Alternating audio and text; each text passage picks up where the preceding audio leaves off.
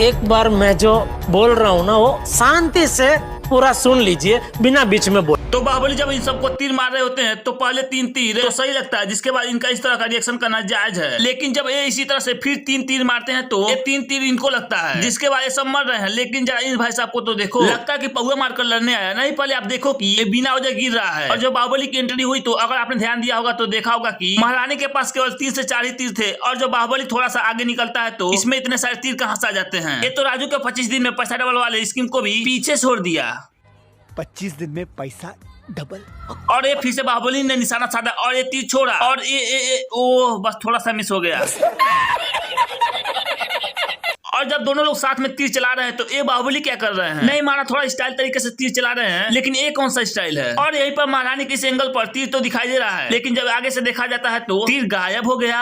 और यहीं पर बाहुबली के द्वारा लिया गया तीर अभी तो दिखाई दे रहा है, लेकिन जरा अब देखिए तीर कहाँ गई, ये भी गायब हो गया। इतना गायब तो जादू नहीं करता जितना इनका तीर गायब हो रहा है। और यहाँ पर भी जब बाहुबली ने इस बंदे को तीर मारी है तो एक क्या हो रहा है, नहीं मतलब ओवर एक्टिंग की भी एक सीमा होती है, बिना वजह गिर रहा है। और अब जरा बाहुबली के फर्स्ट पार्ट के इस सीन पर गौर फरमाइए तो अभी आप क्लियरली देख सकते हैं कि जब बाहुबली की एंट्री होती है तो सिर्फ एक केवल मिट्टी ही उड़ रहे हैं, लेकिन जैसे ही कैमरा थोड़ा सा जूम होता है तो ये पीछे खरपतवार कहां से उड़ने लगता है। और बाय द वे ये शीशम का पेड़ है क्या, कंफर्म करके कमेंट में बताइएगा। तो और जो बाहुबली के फर्स्ट पार्ट में बाहुबली और भल्लाल देव को शिक्षा दी जाती है तो यहाँ पर ये दोनों सेल्फ स्टडी करते हुए दिखाई दे रहे हैं। मगर आप थोड़ा ध्यान से देखिए तो इस बच्चे को इतना भारी चीज पढ़ने के लिए दे दिया गया है कि ये बेचारा इसको सही से उठा ही नहीं पा रहा है, पूरा डगमगा रहा है। और इस सीन को देखकर मैं तो कंफ्यूज हो गया कि तीर को चलाया कैसे जाता है, इस तरह से 2 उंगली से या फिर इस तरह से। और यहाँ पर जब बाहुबली की तलवार पानी में से निकलकर उड़ते उड़ते आ रही है तो जिस तरह से आ रही है उसके हिसाब से तो